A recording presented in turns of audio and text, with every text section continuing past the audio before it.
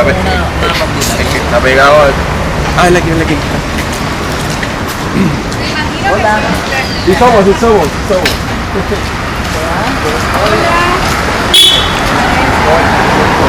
¿Cómo estás? Bien. Hola. Joseph. Vanessa. Hola. Rafael. ¿Todo bien? Todo bien, todo tranquilo. No sé, que sea así. ¿Por aquí pasa gente? A esta hora muy poco. ¿Cierto? Ah, hay sombra que es lo más importante. Sí, por favor.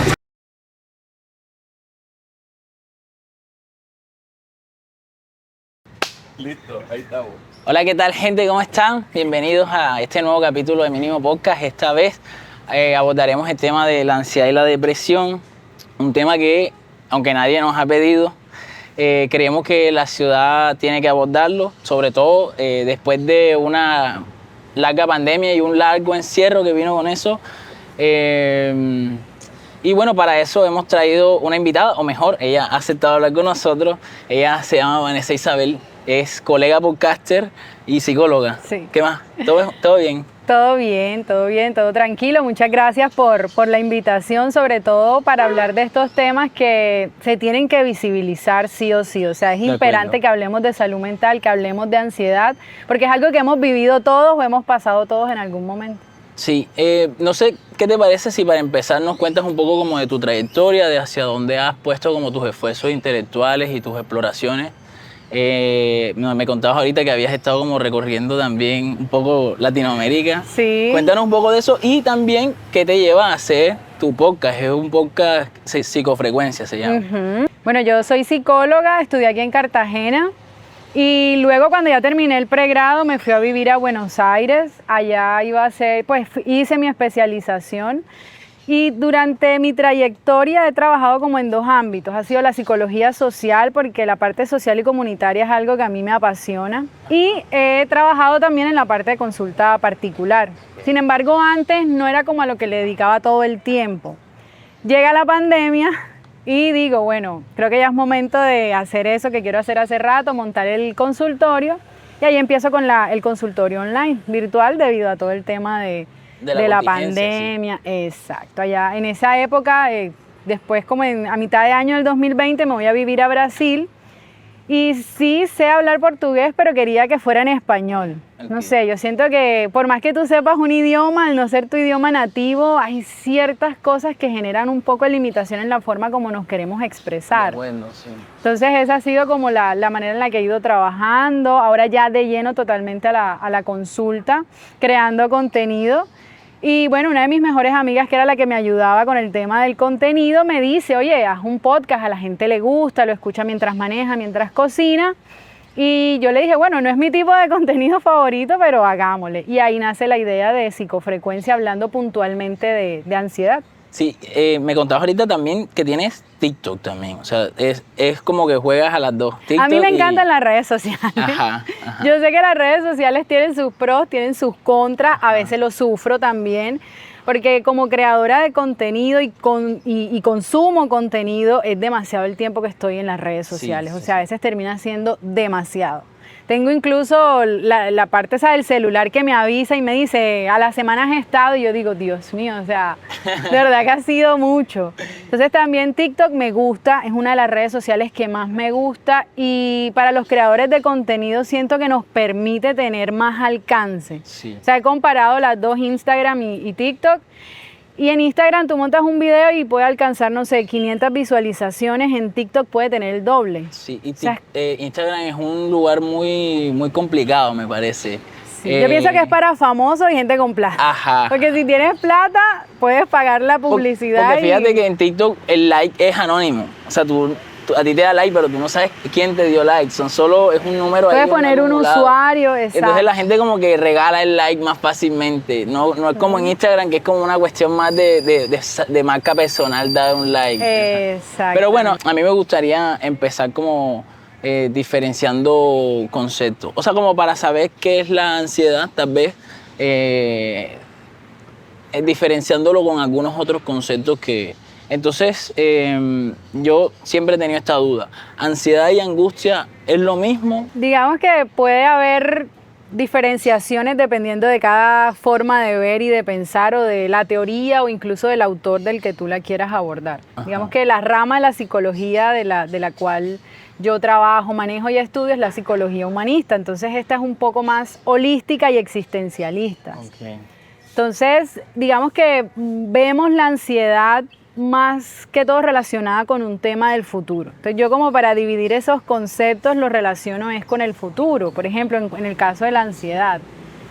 La ansiedad surge en el momento en el que piensas situaciones o estás cerca de situaciones en las cuales tú las puedes ver como perturbadoras a futuro. La ansiedad nos lleva mucho al futuro, a veces también al pasado. Y digamos que la angustia yo la relaciono más con el momento presente. Ajá. Con eso que tú sientes que te puede pasar ahí. Una muerte repentina, digamos. El miedo o lo que puede surgir ahí en ese momento, okay. ¿Cierto? Es como yo lo relaciono así, más al momento presente, y la ansiedad la relaciono mucho más con ese momento futuro, con ese pensar y ver un futuro desolador, triste, catastrófico. Ajá. Como, no sé, te levantas y pasa algo malo y ya empiezas a pensar que tal vez todo tu día va a terminar siendo malo y empiezas a tener muchas sensaciones físicas. Yo he sentido que en la ansiedad es como, cuando estoy atravesando estos procesos ansiosos, es como que yo soy muy pequeño, como que me apoco ante las situaciones. Pero creo que en la angustia lo que me pasa es que siento que no es que yo sea poco, sino que el camino se estrecha. ¿Sabes? Como que tengo esta sensación siempre como siempre se la cuento a los psicólogos, de como estar en una casa que está llena de un montón de cosas y como que voy a hacer un movimiento brusco y se va a venir todo abajo. Sí, porque fíjate que como tú lo mencionas, tiene que ver con ese momento presente, claro. ¿Cierto? Con esa angustia que estás sintiendo al ser consciente de ti mismo, al ser consciente de que si mueves tu brazo se puede caer, al ser consciente de que tu ser va a tener consecuencias, tu actuar va a tener consecuencias. Claro. Entonces ahí se relaciona un poco más con la angustia. Digamos que la ansiedad yo la relacionaría con todo lo posible que puede suceder después de que algo se caiga. Ajá, que no ha sucedido. Exacto, es algo que no ha sucedido. Es como una anticipación, entonces. La ansiedad es una anticipación. Ok, pero en tu podcast hay un capítulo, me gustó mucho, y es que tú hablas como que hay una diferenciación también entre la ansiedad. Hay varios tipos de ansiedad, ¿no? Pero hay una que es como, que es una defensa normal ante posibles situaciones riesgosas, ¿no? ¿Cómo diferencia uno de esa ansiedad de la ansiedad patológica? O sea, ¿cómo hace uno para saber que está atravesando ya una cosa que no... Ok, como que te incapacita, ¿cierto? Ajá. Digamos que una ansiedad no sana, que no me gusta usar el término de patología, okay. Porque digamos que desde la psicología humanista creemos fielmente que los seres humanos somos buenos y podemos cambiar. Ajá. Y cuando tú colocas algo en términos de patología es como que estás enfermo, ya necesitas es una cura. Ajá. Y la cura también está dentro de nosotros mismos. Entonces, es esta parte de que la ansiedad... cuando tú la sientes incapacitante, cuando te da miedo hacer las cosas, cuando ya tú dejas, por ejemplo, en la ansiedad social, entonces ya tú no sales. Evitas socializar, evitas salir con amigos, empiezas a evitar todas esas situaciones que te generan esa ansiedad. Entonces ahí es cuando no es sana. Situaciones estresantes. Exacto, pero cuando las evitas, o sea, ya hay personas que evitan salir, personas que evitan socializar, personas que empiezan a directamente quedarse en su casa encerradas porque les da miedo todo lo que pueda pasar. Sí. Entonces cuando tú sientas que literalmente eso te está incapacitando a algo, que no te deja ser tú, que no te deja cumplir tus sueños, que eso te está limitando, ahí es donde no es sana la ansiedad. Claro. Porque la ansiedad, vista desde otro punto, es una emoción más. O sea, es una emoción más. Como yo les explico a mis pacientes, la ansiedad siempre ha estado a nivel cerebral, como está la alegría, como está la tristeza, etc. Ella nos previene de algo. ¿Qué pasa? Que a nuestros antepasados les prevenía de que por ahí podía venir un león y te podía comer, entonces él cogía por otro camino. Hoy no hay un león, sino que hay situaciones cotidianas que a cada uno en particular nos generan esa preocupación o ese estrés. Claro. Capaz de significados sociales y culturales y de estrés también laboral. Hay gente que se engorda, hay gente que se adelgaza. ¿Cuáles son los efectos de la ansiedad en el cuerpo? Aparte pues, de los que ya... Digamos que hay como unas consecuencias físicas que son muy generales o que también van a depender de las personas, pero digamos que de forma general ahí se te acelera el corazón, ¿cierto? La respiración también, empiezas a sentir como que te abrumas, como que quieres salir corriendo. Y a lo largo del tiempo, quienes no hacen nada como para afrontar la ansiedad, puede que se den estos espacios o de comer en exceso o de no comer nada. Hay personas que incluso tienen episodios de diarrea, vómitos, dolores de cabeza. ¿Y por qué? Porque es que el cuerpo va a decir lo que no te atreves a decir o no sabes decir. O sea, sí o sí. A largo plazo, la ansiedad también va a generarte que dejes de socializar. O sea, sí o sí, porque es como que, pero ¿para qué voy a salir si la voy a pasar mal? O que evites hacer cosas que tú quieres hacer o que disfrutes cosas que antes disfrutabas. Claro. Hay gente que tiene síntomas particulares. O sea, que tal vez no se le acelera el corazón, pero vomitan o les da diarrea cada vez que se van a enfrentar a esa situación que les genera ansiedad. Puede ser, digamos, también gente como muy productiva o hiperproductiva que, digamos, empieza a sentir ansiedad y puede que oculte esa ansiedad a través de, entonces se levantan súper temprano, no duermen, están todo el día en función de producir, de hacer y tengo mi agenda llena y completa.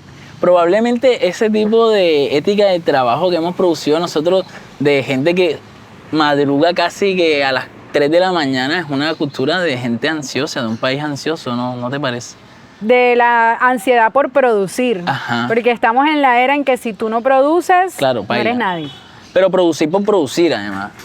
Sí, a veces terminas produciendo sin sentido, o sea, llenando tu agenda y haciendo un montón de cosas que pudiste haber invertido ese tiempo en ti. En otras cosas, sí. Un amigo me preguntaba en estos días que si, se preguntaba en estos días si a las mujeres les daba menos insomnio que a los hombres. Digamos que más propio del género, creo que hay situaciones que afectan más a un género que a otro. Pero no siento que haya como mucha diferenciación en... O sea, por ejemplo, las mujeres sufren más abusos sexuales, los hombres sufren en menos medida, los hombres tienden a ser más adictos a la pornografía, las mujeres en menor medida, pero siento que es debido a esas circunstancias o situaciones que terminan afectándonos. O sea, digamos que en ese soy un hombre macho impenetrable, entonces no siento, pero toda mi angustia la desfogo en la masturbación. Por algo los hombres se masturban más y terminan teniendo más adicción a la pornografía. Desde pequeños están muy relacionados con este tema, son hipersexualizados. Entonces yo pienso que se relaciona más con eso. O sea, las mujeres sufrimos ciertas cosas por la cultura, las situaciones que nos llevan a vivir esas cosas, como los hombres otras. Yo ya he contado esto aquí en el podcast, en mi última experiencia en psiquiatría. Bueno, fue porque el modo en que me di cuenta que mi ansiedad ya estaba desbordada es porque duré 2 semanas sin dormir, así, tranquilamente. Claro, ya te incapacitaba a tú conciliar el sueño. Literal es incapacitado porque es que tú no puedes ni leer, ni puedes, estás como en un modo en el que además pasa algo muy curioso después de pasar 2 semanas sin dormir y es que tú sientes que estás ajeno de ti mismo, o sea, tú... La falta de sueño es grave incluso una persona que dura casi más de 24 horas, 72 horas sin dormir puede empezar a presentar alucinaciones. Imagínate, o sea, probablemente yo estaba bajo alucinaciones. Eso que no te pertenecías, que te sentías fuera de ti. Y entonces, bueno, yo le conté eso a mi psiquiatra, a la chica que me estaba atendiendo y ella me recetó enseguida. Entiendo que ese es su trabajo. Yo no esperaba menos, sí.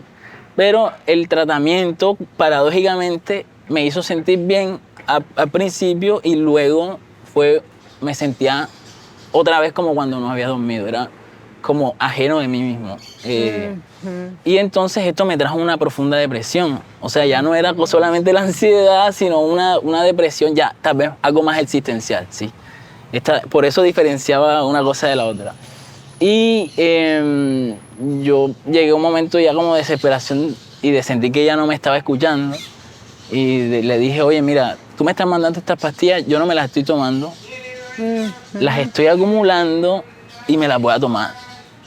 Y ella me dio más pastillas, o sea, no me escuchó en lo más mínimo. Y yo creo, ahora pensándolo bien, yo creo que no lo iba a hacer, obviamente. Estoy aquí contando esto, ¿no? Y en parte también lo cuento porque creo que esto le puede servir a muchas personas. Yo no pensaba hacerlo, solamente quería como sentir que ella atendía lo que yo le estaba contando. Quería ser escuchado. Exacto. Y después descubrí que tal vez la opción psiquiátrica no era mi opción, sino que tal vez una opción más de psicología, tal vez más hablada. Entonces,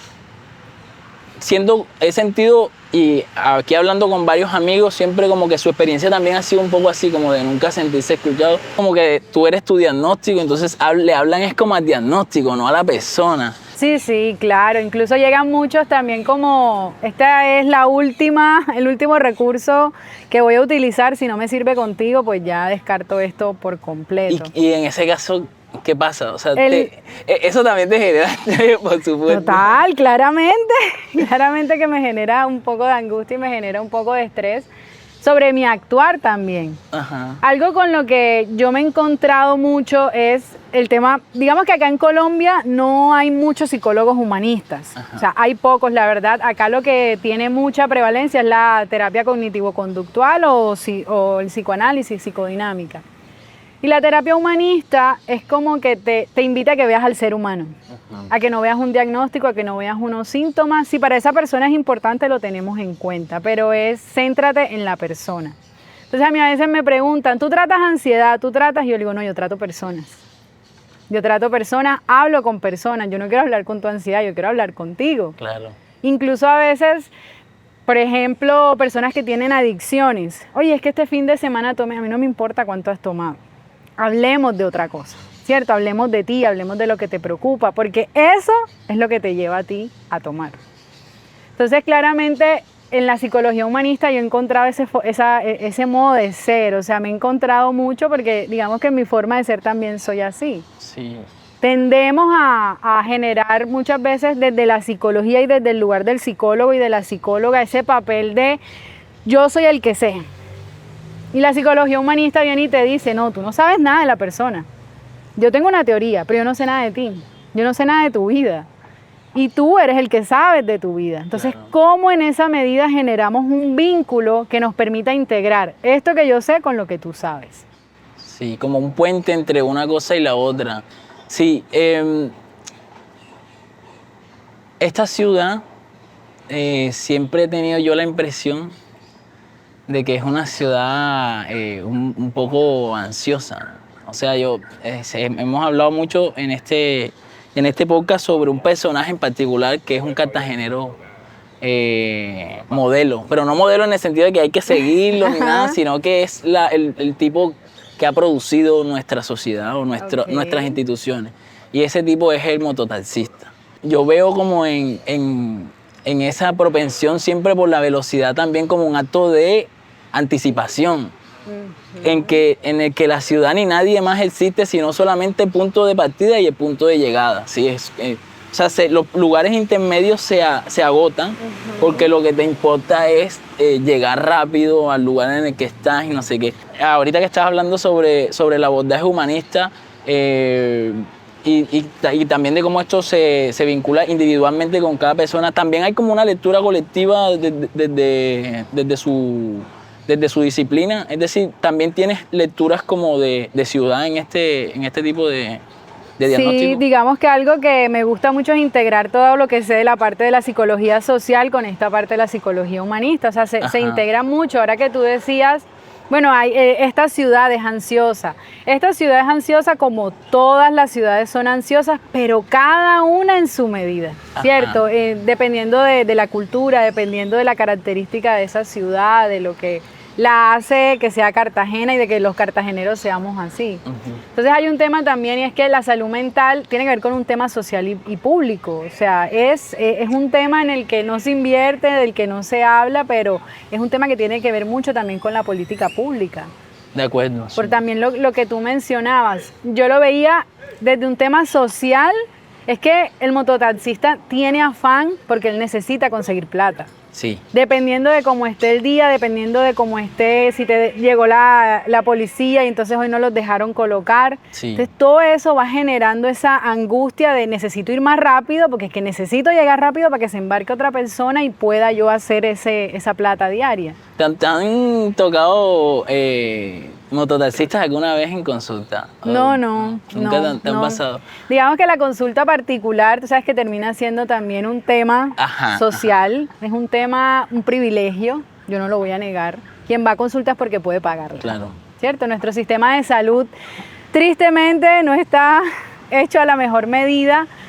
Y muchas veces critican a los psicólogos y médicos de las EPS, pero la gente no se da cuenta que detrás de eso también hay un sistema que les obliga a hacer así. Claro. O sea, una consulta de 15 minutos, ¿qué vas a hacer? Es imposible que yo vea a la persona. Ahí tengo que mirar su diagnóstico, sus síntomas, enviarte algo para esto y listo. Entonces, ir a terapia es un privilegio y es un privilegio que no tienen muchos. Ciertamente los mototaxistas, en su afán diario de conseguir su plata para la comida, no tienen plata para pagar una terapia. Sí.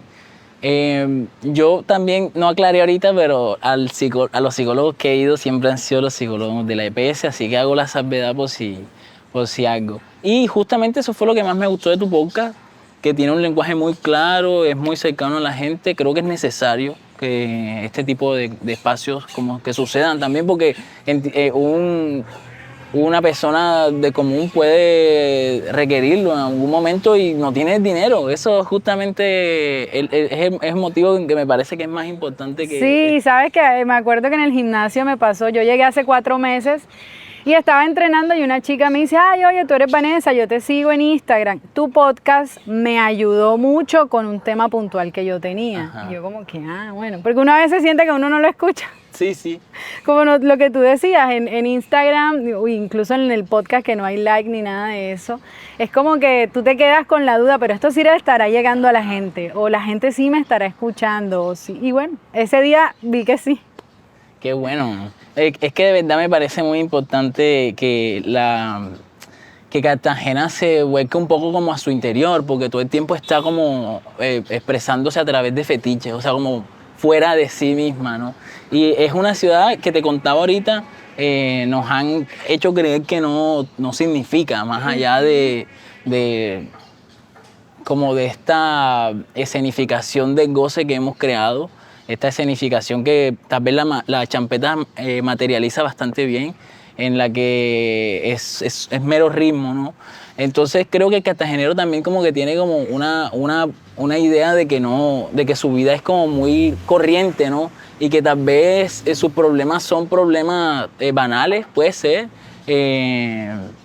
No sé si has tenido como esta dificultad en terapia. Sí, todo el tiempo, y eso lo hacemos en el día a día. Es como que, digamos que más allá de ver al cartagenero como digamos, como ese ser chévere, bacano, yo lo vería como, esta es una ciudad difícil.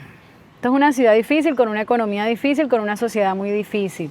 Y yo pienso que a la gente lo que le toca es todos los días reponerse. O sea, es que sí o sí no hay opción. O sea, o te paras y eres fuerte, o te paras y eres fuerte. O si no te tumbas y ahí te quedas sin comer, sin nada, tu familia sin nada.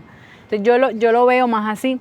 A mí a veces me dicen, yo trabajé mucho, hace muchos años, porque yo me gradué hace muchos años en la universidad, bastante en los barrios, en Bolívar también, haciendo pues estos talleres de psicoeducación y atención integral a la población. Y me decían, no, es que la cultura es así, no, es que el cartagenero es así, es que el cartagenero es flojo, es que el cartagenero no quiere. Y yo lo veo más como lo que hablábamos ahora del mototaxi, es que es una premisa constante del conseguir. O sea, tal vez el cartagenero vive pendiente del hoy, no le importa el mañana, porque es que hoy necesita conseguir, mañana ya verá cómo resuelve. Sí. Y eso es algo que se repite mucho entre todas las personas.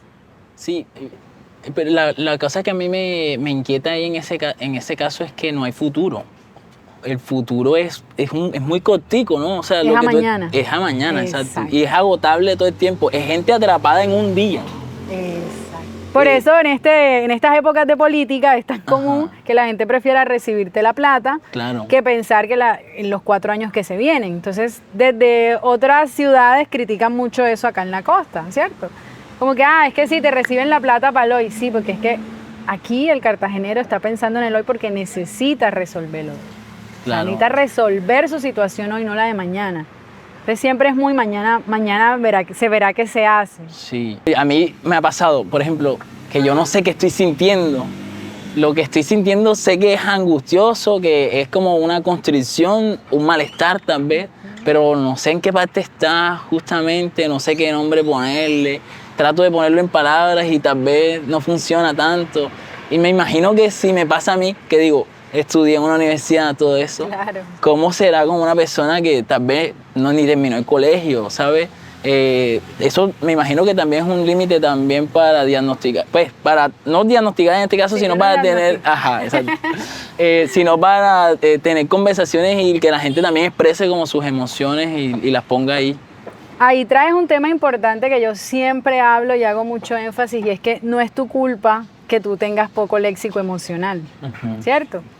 Es culpa de este sistema social y de esta cultura en la cual, por ejemplo, yo no sé si tú te acuerdas cuando eras niño y tú te caías, ¿qué decían los adultos que estaban a tu alrededor? Párese y límpiese. Párese y límpiese. ¿Estás mamado? No fue nada, como trataban de minimizar el dolor. No fue nada, no ha pasado nada, no la miren porque llora. Entonces, si tú te das cuenta desde que tú eres chiquito, vienes con una idea de que lo que tú sientes no importa. Si tal vez un adulto te hubiese dicho, oye, te caíste, te golpeaste, eso duele, tú empiezas a relacionar y a decir, oye, sí, esto es el dolor de, estoy triste porque me duele y no voy a poder salir a jugar, ¿ya? Entonces es el sistema cultural que nos envuelve en eso y que nos niega las emociones. O sea, desde chiquiticos niega lo que sientes y así vamos creciendo. Y entonces, a los hombres también un poco más. A los hombres mucho más porque al hombre el hombre no llora. Sí. Y si te ven, y sobre todo acá en la costa, si un hombre llora y delante de otros hombres, todavía la burla, sí. O sea, y por eso se van a reír de ti toda la vida. Sí. Y es el cuento que va a salir en todos los grupos de amigos el día que tú lloraste por tal cosa. En el barrio, contar cómo te sentías era casi un pecado, un tabú. Era algo que yo, por ejemplo, con los amigos del barrio, yo los quiero mucho, todo bien, pero a veces, al menos todavía, pues, yo no evito ciertos temas. Yo prefiero como no tocarlo justamente por eso, porque hay como una masculinización del espacio en la que el hombre es como impenetrable en todo sentido. Entonces, como es impenetrable, como ninguna cosa le afecta. Y es un tipo ahí casi que a la deriva y en cierto sentido también como vacío. Sí, o sea, al menos como se lo concibe desde afuera, que en realidad no lo es. En realidad es un tipo que se expresa a través de un montón de fetiches. Por ejemplo, la gente de esta ciudad se expresa a través del picó, y el picó termina siendo como un lugar donde solapa un montón de angustias y de cosas. Lo mismo el alcohol. Lo mismo el alcohol, exacto. Vanessa, bueno, ya vamos tal vez cerrando un poco. Me gustaría que, no sé, le habláramos a gente que tal vez está pasando en una situación incómoda. Este capítulo va dedicado para ellos. ¿Qué debe hacer una persona si se siente mal, si tiene como estas ideas recurrentes y feas? Y si también no tiene plata para asumir como el pago de unas terapias y todo eso. ¿Qué consejo le das? Tenemos miedo de sentir, ¿cierto? Somos una sociedad que tiene miedo de sentir lo desagradable. A mí no me gusta llamarlo lo malo, porque se habla de las emociones negativas. Nada es negativo en el sentido emocional. Entonces, yo les invitaría a que se permitan sentir. O sea, la ansiedad te quiere decir algo. La ansiedad te quiere decir algo, te quiere traer un mensaje. Sin embargo, llegar a ese punto de entender qué te quiere decir tu ansiedad, hay que hacer un proceso terapéutico. Entonces, si no hay como forma de esto, igual siempre busquen ayuda profesional. O sea, así sea cansón, no se automediquen, no se autodiagnostiquen, busquen la ayuda de un profesional. escojan contenido en redes sociales. Hoy en día hay mucho contenido bueno respecto a esto. No se vayan por los gurús que ofrecen recetas mágicas. En esto no hay receta mágica, Sí. no hay un paso a paso que yo te diga va a eliminar completamente tu ansiedad. No existe. No existe el paso a paso. Entonces tener cuidado con eso. Porque muchas veces hay personas que abusan de esa parte emocional, saben que yo necesito algo, entonces te lo vendo. Hoy día la salud mental y la psicología, la psiquiatría se ha vuelto puro marketing. Sí, sí, sí. Elimina rápidamente tu ansiedad. 3 pasos, haz este curso y olvídate de Y la todo es ansiedad. rápidamente, todo es ansioso también, ¿no? O sea, lo que te venden es una solución ansiosa para tu ansiedad. Exacto, entonces Y- empiecen a consumir contenido que de verdad les sirva, no que te prometa algo rápido y fácil porque no sucede y no se da Claro. así. Buscar la ayuda profesional y permitirse sentir para ver qué es lo que te quiere decir esa ansiedad o ese miedo o esa angustia. En ese momento así de resignación, yo particularmente lo que he encontrado que ha funcionado un montón es hacer como pequeñas confirmaciones, como pequeñas afirmaciones. Una cosa que tal vez parezca muy ridícula y muy pequeña y es como armar mi cama, hacer mi cama, que además es como dormir en una cama que yo sé que está limpia y todo eso, me ha sentado súper bien al espíritu. Tal vez Total. tienes algún tipo de consejo también en ese sentido. Empezar por lo pequeño, como Ajá. les digo a mis pacientes, empiecen por lo pequeño, por lo más simple, por ese pasito pequeñito que te parece tal vez ridículo o bobo, Ajá. pero que a medida que tú vayas haciendo pequeño, pequeño, pequeño, es que llegas a lo grande. O sea, como les pasa a muchos de quiero superar a mi ex, bueno, empieza no hablándole, ¿no? Ahí está Claro. el pasito chiquito, empieza Pero, bloqueándole de pero redes ese paso es sociales. bastante grande, ¿no Empieza- creas? Ese ya es el salto El paso alto. grande es olvidar. Ah, El bueno. paso grande es olvidar y dejar eso, pero hay que empezar como por esas cositas pequeñas, tal vez bloquearlo de redes, bloquearla de redes, porque es que creemos que no le hablo, pero le veo las historias. Y este es otro tema también que me encantaría hablar porque se ha vuelto un boom el hecho de que me ves las historias, entonces gustas de mí. Es que el interés o no, o sea... Sí, son dos cosas que no Totalmente tienen que ver. diferentes. Pero Instagram es una plataforma de flirteo, al menos a mí me Pero lo seamos parece. sinceros, uno termina viendo las historias por verlas. A veces Sí, uno sí, está viendo sí. la historia y deja el celular ahí y, Y eso se empieza a pasar. y pasa, sí. Entonces, mucha gente se empieza como a meter ciertas ideas en la cabeza y la idea es empezar a aterrizar como esas ideas, pero claramente empezar por lo pequeño, por ese pasito, por ese poquito. Eso.